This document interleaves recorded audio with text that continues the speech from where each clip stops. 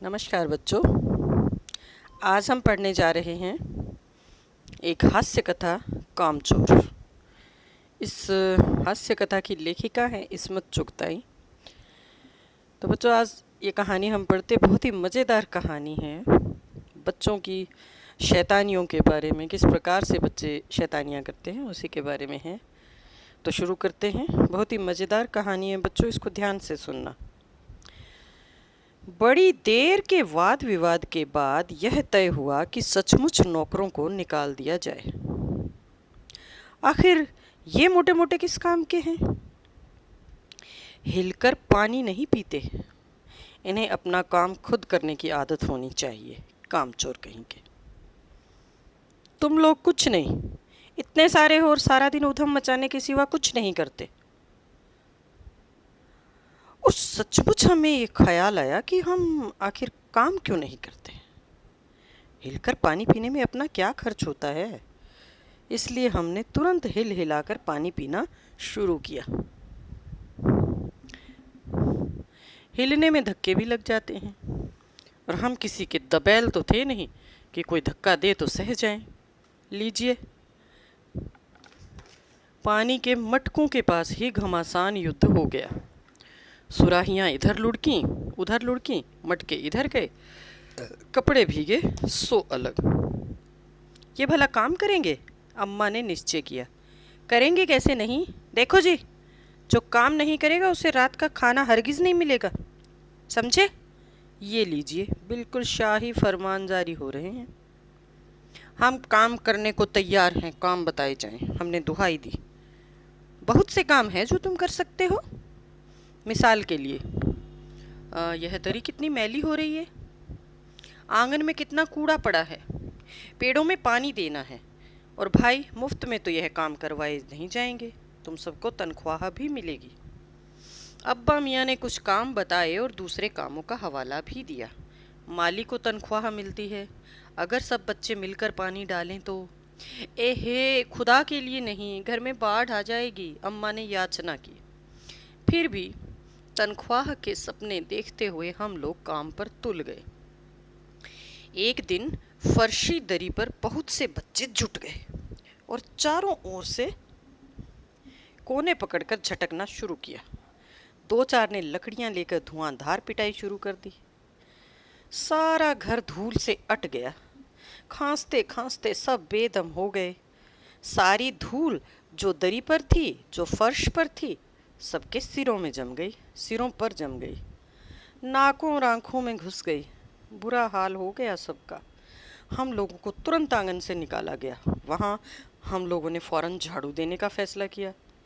झाड़ू क्योंकि एक थी और तनख्वाह लेने वाले उम्मीदवार बहुत, इसलिए क्षण भर में ही झाड़ू के पुर्जे उड़ गए। जितनी सींकें जिसके हाथ पड़ी वह उनसे ही उल्टे सीधे हाथ मारने लगा। अम्मा ने सर पीट लिया। भाई ये बुजुर्ग काम करने दें तो इंसान काम करे, जब जरा जरा सी बात पर टोकने लगे तो बस हो चुका काम। असल में झाड़ू देने से पहले जरा सा पानी छिड़क लेना चाहिए, बस। यह ख्याल आते ही तुरंत दरी पर पानी छिड़का गया। एक तो वैसे ही धूल से अटी हुई थी, पानी पड़ते ही सारी धूल कीचड़ बन गई। अब सब आंगन से भी निकाले गए। तय हुआ कि पेड़ों को पानी दिया जाए। बस सारे घर की बाल्टियां, लोटे, तसले, भगोने, पतीलियां लूट ली गई। जिन्हें ये चीज़ें भी ना मिली वे डोंगे, कटोरे और गिलास ही ले भागे। अब जब सब लोग नल पर टूट पड़े, यहाँ भी वह घमासान मची कि क्या मजाल जो एक बूंद पानी भी किसी के बर्तन में आ सके। ठुस्सम ठास, किसी बाल्टी पर पतीला और पतीले पर लोटा और भगोने और डोंगे। पहले तो धक्के चले, फिर कोहनियाँ और उसके बाद बर्तन। फौरन बड़े भाइयों, बहनों, मामुओं और दमदार मौसियों, फूफियों की कुमक भेजी गई। कुमक फौज की टुकड़ी होती है बच्चों। फौज मैदान में हथियार फेंककर पीठ दिखा गई। इस धींगा मुश्ती में कुछ बच्चे कीचड़ में लथपथ हो गए, जिन्हें नहला कर कपड़े बदलवाने के लिए नौकरों की वर्तमान संख्या काफ़ी नहीं थी। पास के बंगलों से नौकर आए और 4 आना प्रति माह के हिसाब से नहलवाए गए। हम तो कायल हो गए। कि सचमुच यह सफाई का काम अपने बस की बात नहीं, और ना पेड़ों की देखभाल हमसे हो सकती थी। अरे कम से कम मुर्गियां ही बंद कर दें बस। शाम ही से जो बांस छड़ी हाथ पड़ी लेकर मुर्गियां हाँकने लगे, चल दड़बे। पर साहब, मुर्गियों को भी किसी ने हमारे विरुद्ध भड़का रखा था। ऊट पटांग इधर उधर कूदने लगी। दो मुर्गियां खीर के प्यालों से, जिन पर आया चांदी के वर्क लगा रही थी, दौड़ती फड़फड़ाती हुई निकल गई। तूफान गुजरने के बाद पता चला कि प्याले खाली हैं और सारी खीर दीदी के कामदानी के दुपट्टे और ताजे धुले सिर पर लगी हुई है। एक बड़ा सा मुर्गा अम्मा के खुले हुए पानदान में कूद पड़ा और कत्थे चूने में लुथड़े हुए पंजे लेकर नानी अम्मा की सफेद दूध जैसी चादर पर छापे मारता हुआ निकल गया। एक मुर्गी दाल की पतीली में छपाक मारकर भागी और सीधी जाकर मोरी में इस तेजी से फिसली कि सारी कीचड़ मौसी जी के मुंह पर पड़ी, जो बैठी हुई हाथ मुंह धो रही थी। इधर सारी मुर्गियां बेनकेल का ऊंट बनी चारों तरफ दौड़ रही थी, एक भी दड़बे में जाने को राजी ना थी। इधर किसी को सूझी कि जो भेड़ें आई हुई लगे हाथों इन्हें भी दाना खिला दिया जाए। दिन भर की भूखी भेड़ें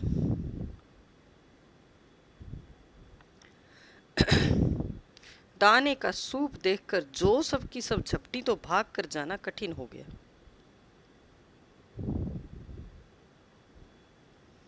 लष्टम पष्टम तख्तों पर चढ़ गई, पर भेड़ चाल मशहूर है। उनकी नज़र तो बस दाने के सूप पर जमी हुई थी।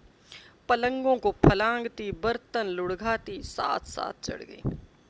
तख्त पर बानी दीदी का दुपट्टा फैला हुआ था, जिस पर गोखरी, चंपा और सलमा सितारे रख कर बड़ी दीदी मुगलानी बुआ को कुछ बता रही थी। भेड़ें बहुत निसंकोच सबको रोंदती मेंगनों का छिड़काव करती हुई दौड़ गईं। जब तूफान गुजर चुका तो ऐसा लगा जैसे जर्मनी की सेना टैंकों और बम बारों सहित उधर से छापा मारकर गुजर गई हो। जहां जहां से सूप गुजरा, भेड़ें शिकारी कुत्तों की तरह गंध सूंघती हुई हमला करती गईं। हज्जन माँ एक पलंग पर दुपट्टे से मुंह ढांके सो रही थी। उन पर से जो भेड़ें दौड़ीं तो ना जाने वह किन महलों की सैर कर रही थी। दुपट्टे में उलझी हुई मारो मारो चीखने लगी। इतने में भेड़ें सूप को भूलकर तरकारी वाले की टोकरी पर टूट पड़ी। वह दालान में बैठी मटर की फलियां तोड़ तोड़ कर रसोइये को दे रही थी। वह अपनी तरकारी का बचाव करने के लिए सीना तान कर उठ गई। आपने कभी भेड़ों को मारा होगा तो अच्छी तरह देखा होगा कि बस ऐसा लगता है जैसे रुई के तकिए को कूट रहे हों। भेड़ को चोट ही नहीं लगती।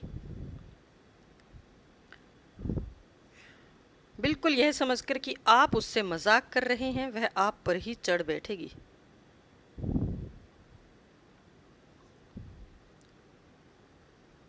बस जरा सी देर में भेड़ों ने तरकारी छिलकों समेत अपने पेट की कड़ाही में छोंक दी।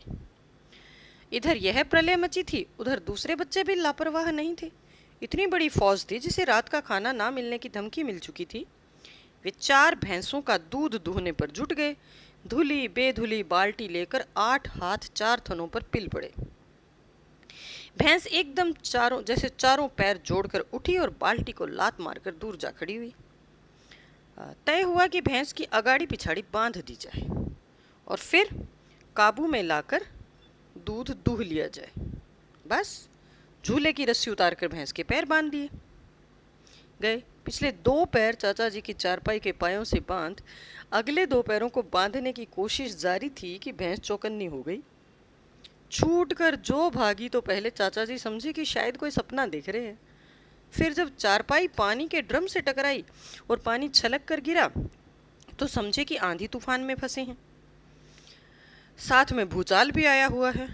फिर जल्दी ही उन्हें असली बात का पता चल गया और वह पलंग की दोनों पटियां पकड़े बच्चों को छोड़ देने वालों को बुरा भला सुनाने लगे। यहाँ बड़ा मज़ा आ रहा था। भैंस भागी जा रही थी और पीछे पीछे चारपाई और उस पर बैठे हुए थे चाचा जी। ओह, एक भूल ही हो गई, यानी बछड़ा तो खोला ही नहीं, इसलिए तत्काल बछड़ा भी खोल दिया गया। तीर निशाने पर बैठा और बछड़े की ममता में व्याकुल होकर भैंस ने अपने खुरों को ब्रेक लगा दिए। बछड़ा तत्काल जुट गया। दुहने वाले गिलास कटोरे लेकर लपके, क्योंकि बाल्टी तो छपाक से गोबर में जा गिरी थी। बछड़ा फिर बागी हो गया। कुछ दूध जमीन पर और कपड़ों पर गिरा, 2-4 धारें गिलास और कटोरों पर भी पड़ गईं, बाकी बछड़ा पी गया। यह सब कुछ मिनट के 3/4 में हो गया। घर में तूफान उठ खड़ा हुआ। ऐसा लगता था जैसे सारे घर में मुर्गियां, भेड़ें, टूटे हुए तसले, बाल्टियां, लोटे, कटोरे और बच्चे थे। बच्चे बाहर किए गए, मुर्गियां बाग में हंकाई गई, मातम सा मनाती तरकारी वाली के आंसू पोंछे गए और अम्मा आगरा जाने के लिए सामान बांधने लगी। या तो बच्चा राज कायम कर लो या मुझे ही रख लो, नहीं तो मैं चली मायके, अम्मा ने चुनौती दे दी। और अब्बा ने सबको कतार में खड़ा करके पूरी बटालियन का कोर्ट मार्शल कर दिया। अगर किसी बच्चे ने घर की चीज को हाथ लगाया तो बस रात का खाना बंद हो जाएगा। ये लीजिए, इन्हें किसी करवट शांति नहीं। हम लोगों ने भी निश्चय कर लिया कि अब चाहे कुछ भी हो जाए, हिलकर पानी भी नहीं पिएंगे। तो बच्चों, ये थी कहानी। अब हम इसके प्रश्न देखते हैं। कहानी मज़ेदार थी, आप लोगों को पसंद आई होगी, मैं उम्मीद करती हूँ। प्रश्न देखिए बच्चों। पहला प्रश्न कहानी से, कहानी में मोटे मोटे किस काम के हैं, किन के बारे में और क्यों कहा गया? जो घर के बच्चे हैं, जो घर के उधम मचाने वाले और शैतान बच्चे हैं, ये उनकी तरफ इशारा बच्चों किया गया है। या तो बच्चा राज कायम कर लो, सॉरी, बच्चों के उधम मचाने के कारण घर की क्या दुर्दशा हुई, सारा सामान अस्त व्यस्त हो गया, पूरा घर है उसमें गदर मच गया। और इसका नतीजा अंत में ये हुआ कि बच्चों की जो अम्मा थी वो भी घर छोड़कर जाने की धमकी देने लगी। और अंत में बेचारे बच्चों को ये फरमान जारी हुआ कि अब जो कोई भी हिलकर पानी पिएगा, जो कोई भी कुछ किसी चीज़ को हाथ लगाएगा, उसको रात का खाना नहीं मिलेगा। घर की दुर्दशा का कई जगह जिक्र आया है बच्चों, इसमें से देख के आप लिख सकते हो। जैसे एक तो भैंस को धोने के लिए जब गए, जब उन्होंने क्या हालत की, या जब पानी भरने के लिए गए तो किस तरह से लोटे, बाल्टियाँ, कटोरे जो हाथ में आया सब लेके चले गए।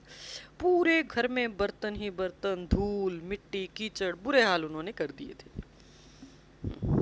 तीसरा, या तो बच्चा राज कायम कर लो या मुझे ही रख लो। अम्मा ने कब कहा और इसका परिणाम क्या हुआ? जब बच्चों ने पूरी तरह से घर में गदर मचा दिया, तब अम्मा ने तंग आकर अंत में ये बात कही थी कि या तो इन बच्चों से ही काम करा लो, इन बच्चों का ही राज रख लो, या फिर मुझे रख लो, दोनों में से एक ही हो सकता है। और इसका परिणाम यही हुआ कि अब्बा ने फिर से बच्चों की पूरी बटालियन को एक लाइन में खड़ा करके उनका कोर्ट मार्शल कर दिया और उनसे कहा गया कि अब अगर कोई किसी सामान को छेड़ेगा तो उसे रात का खाना नहीं मिलेगा। कामचोर कहानी क्या संदेश देती है बच्चों? कहानी मज़ेदार है, हास्यास्पद तरीके से लिखी गई है, बच्चों की शैतानियाँ लिखी हुई हैं इसमें सारी, लेकिन इन शैतानियों के माध्यम से संदेश तो यही दिया गया है कि हमें कामचोर नहीं होना चाहिए, हमें काम करना आना चाहिए, घर के लोगों की हमें कामकाज में मदद करनी चाहिए। और अगर सही ढंग से हमें नहीं आता है काम, तो हमें बड़ों की देख रेख में काम करना चाहिए। 5वां प्रश्न, क्या बच्चों ने उचित निर्णय लिया कि अब चाहे कुछ भी हो जाए हिलकर पानी भी नहीं पिएंगे? बिल्कुल नहीं, बच्चों का यह निर्णय उचित नहीं था, क्योंकि कोई भी व्यक्ति जब काम सीखता है तो शुरुआत में उससे ज़्यादा अच्छा काम नहीं होता। कोई भी काम हमें प्रैक्टिस से आता है। जितना अधिक हम अभ्यास करते हैं, जितनी ज़्यादा बार हम उस काम को करते हैं, धीरे धीरे हम उस काम में प्रवीण हो जाते हैं, एक्सपर्ट हो जाते हैं। बच्चे तो शैतान थे, उन्होंने पहले जानबूझकर घर में उधम मचाया, और जब उधम मचाने के बाद उनसे ये कहा गया कि अब कोई किसी काम को नहीं करेगा, तो उनके और मज़े हो गए। उन्होंने कह दिया ठीक है, अब हम तो हिलकर पानी पिएंगे ही नहीं। शैतान थे, उन्होंने शैतानी में ये बात कही है। जो भी निर्णय था वो उचित नहीं था, उन्हें काम सीखना चाहिए था, और जो कोई भी काम वो कर रहे थे तो उन्हें बड़ों की देख रेख में काम करना चाहिए था। कहानी से आगे। घर के सामान्य काम हों या अपना निजी काम, प्रत्येक व्यक्ति को अपनी क्षमता के अनुरूप उन्हें करना आवश्यक क्यों है? बहुत ज़रूरी है, क्योंकि घर में जो भी काम है किसी एक व्यक्ति के ही सिर पर सारा काम नहीं थोपना चाहिए, क्योंकि इस तरह से अगर हम कर देते हैं तो एक व्यक्ति पूरा समय काम में ही लगा रहेगा और बाकी सब मौज मस्ती करेंगे।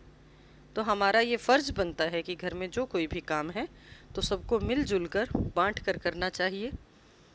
और अगर सभी लोग अपने निजी काम अपनी क्षमता के अनुसार करेंगे तो जो हमारे घर के बड़े लोग हैं, जिन पर सारे काम की जिम्मेदारी है, उनको इससे बहुत सहयोग मिलेगा, उन्हें काफ़ी राहत इससे मिलेगी, और हम भी इसी बहाने काम सीख जाएंगे। क्योंकि अगर हम काम करेंगे ही नहीं तो हम सीख नहीं पाएंगे, और कभी ना कभी तो काम करना ही पड़ेगा। तो हमें काम आना चाहिए, और वैसे भी अगर हम अपना काम खुद करते हैं तो एक अलग ही आत्मविश्वास हम में होता है। दूसरा प्रश्न, भरा पूरा परिवार कैसे सुखद बन सकता है और कैसे दुखद? कामचोर कहानी के आधार पर निर्णय कीजिए। भरा पूरा परिवार तभी सुखी हो सकता है, सुखद हो सकता है, जब सब मिलजुल कर आपसी सहयोग से सब काम करें। और अगर कोई इस प्रकार से आपस में सहयोग नहीं करता है और बिना बात के किसी काम को खराब करता है, तो वही परिवार दुखद बन जाता है। जैसे हमने देखा कामचोर कहानी में, जब बच्चों को काम करने के लिए कहा गया तो उन्होंने इतने बुरे तरीके से सारे काम किए कि घर के लोग दुखी हो गए, और अंत में उनसे कहना पड़ा कि वो ना ही करें काम तो अच्छा है। बड़े होते बच्चे किस प्रकार माता पिता के सहयोगी हो सकते हैं और किस प्रकार भार? कामचोर कहानी के आधार पर अपने विचार व्यक्त कीजिए। जो बच्चे बड़े हो रहे हैं वो अगर अपनी क्षमता के अनुरूप अपने निजी काम ही स्वयं कर लें, अपने माता पिता को किसी काम में अगर वो मदद करें, तो वे अपने माता पिता के सहयोगी हो सकते हैं। लेकिन अगर वो अपना काम भी ना करें, ना तो वो अपने माता पिता का किसी प्रकार का सहयोग करें, और तो और अपना काम भी उन पर थोप दें, तो वो अपने माता पिता के लिए, अपने परिवार के लिए भार बन सकते हैं। अगला प्रश्न बच्चों, कामचोर कहानी एकल परिवार की कहानी है या संयुक्त परिवार की? और इन दोनों तरह के परिवारों में क्या क्या अंतर होते हैं? ये कहानी तो संयुक्त परिवार की है, इसमें तो दादा, मामा, नानी, फूफी, मौसी, पता नहीं कौन कौन है, बहुत सारे लोग हैं, बहुत बड़ा परिवार है। जिस तरह की हमने ये कहानी पढ़ी तो उससे पता चल रहा है कि ये संयुक्त परिवार की कहानी है। दोनों में क्या अंतर है? एकल परिवार जो होते हैं उसमें माता पिता और बच्चे, बस इतने ही होते हैं, छोटे होते हैं एकल परिवार। संयुक्त परिवार बड़े होते हैं, उसमें दादा दादी, चाचा चाची सब साथ रहते हैं। एकल परिवार में कम लोग हैं, वो अपने तक ही सीमित रहते हैं, बहुत ज़्यादा सामाजिक वो लोग नहीं हो पाते। लेकिन जो संयुक्त परिवार होते हैं, संयुक्त परिवार में रहकर बच्चे जीने की कला सीखते हैं। संयुक्त परिवार में पले हुए बच्चों का जो पालन पोषण है वो अलग तरह से होता है, और उनका आत्मविश्वास भी अलग ही होता है।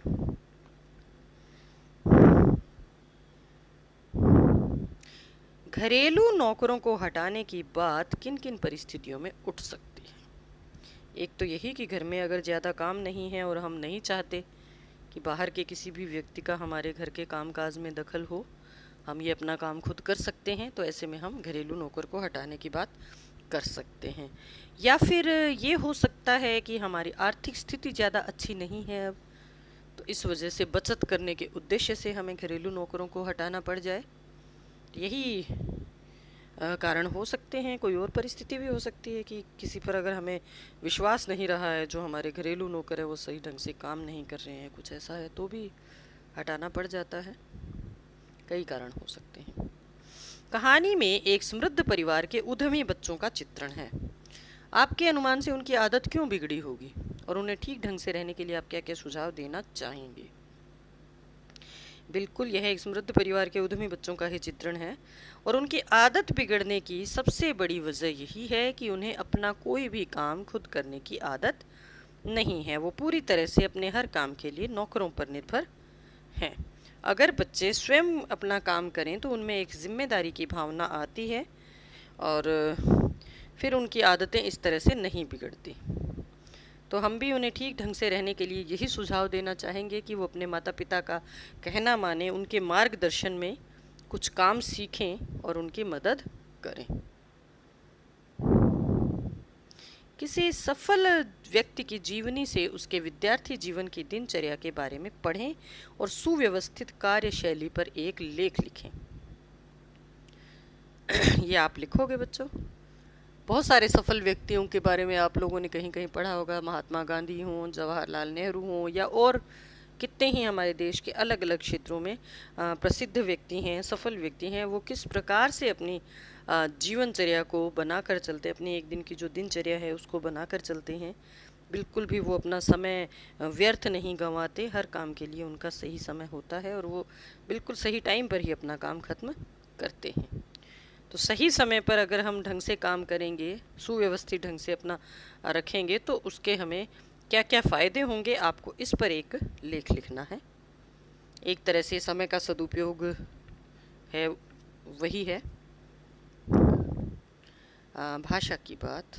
धुली बेधुली बाल्टी लेकर 8 हाथ 4 थनों पर पिल पड़े। धुली शब्द से पहले बे लगाकर बेधुली बना है, जिसका अर्थ है बिना धुली। बे एक उपसर्ग है। बे उपसर्ग से बनने वाले कुछ और शब्द हैं: बेतुका, बेईमान, बेघर, बेचैन, बेहोश। आप भी नीचे लिखे उपसर्गों से बनने वाले शब्द खोजिए। प्र से बनने वाले शब्द देखिए बच्चों: प्रशिक्षण, प्रगति, प्रकोप, और क्या लिखो, प्रस्थान। और भी इसी प्रकार के कुछ शब्द आप लिख सकते हैं। आ से आजीवन, आमरण। भर से भरपेट, भरसक, भरपूर। बद से बदमिजाज, बदकिस्मत, बदख्याल, बदसूरत, बदबू। इसी प्रकार के कुछ और शब्द आप लिख सकते हैं। इसके बाद है बच्चों शब्दार्थ। शब्दार्थ भी आप एक बार अच्छे से देख लेंगे, क्योंकि ये भाषा थोड़ी अलग है आपसे। उर्दू भाषा का ज़्यादा प्रभाव था इस हमारे जो हास्य व्यंग की वाली जो रचना थी, तो इसलिए एक बार इसके शब्दार्थ आप देख लीजिए और इन शब्दार्थों को आपने अपनी कॉपी में भी लिखना है। दबैल, दब्बू। घमासान, घोर, भयानक। फरमान, राजाज्ञा। तनख्वाह, वेतन या पगार। फर्शी, फर्श पर बिछी हुई। हवाला, उल्लेख करना। धुआंधार, ताबड़तोड़। कुमक, फौजी टुकड़ी। धींगा मुश्ती, धक्का मुक्की, लड़ना भिड़ना। लथपथ, सना हुआ या तर। दड़बा, मुर्गियों के रहने की जगह। नाली, मोरी, नाली, गंदे पानी की नाली। बेनकेल, बिना नकेल, पशुओं को नाक में पहनाई जाने वाली रस्सी के बिना। दालान, बरामदा। तरकारी, सब्जी। मातम, शोक मनाना। बटालियन, पलटन। कोर्ट मार्शल, फौजी अदालत में सजा सुनाने की तरह।